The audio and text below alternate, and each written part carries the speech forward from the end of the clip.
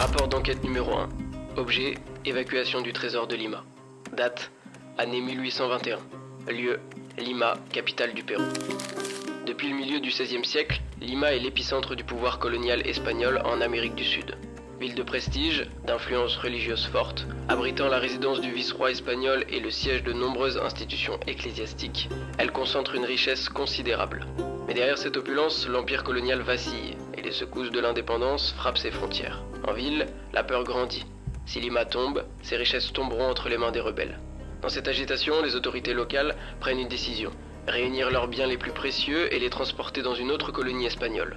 Selon les inventaires de l'époque, le trésor compte 113 statues religieuses en or, 200 couronnes de joaillerie, 273 épées incrustées de pierres précieuses, 150 calices décorés, près d'une centaine de barres d'or et d'argent, près d'1 millier de diamants et de couronnes en or.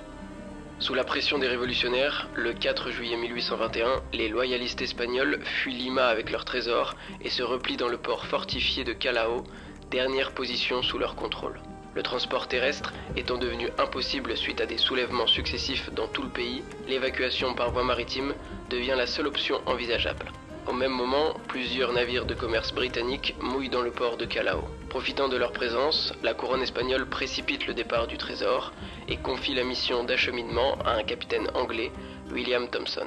Son navire, le Mary Dear, reçoit 24 malles scellées avec pour destination le Mexique. Le 22 octobre 1821, Thompson appareille avec à son bord un chargement dont la valeur est estimée, en équivalent moderne, à près de 60 millions de dollars.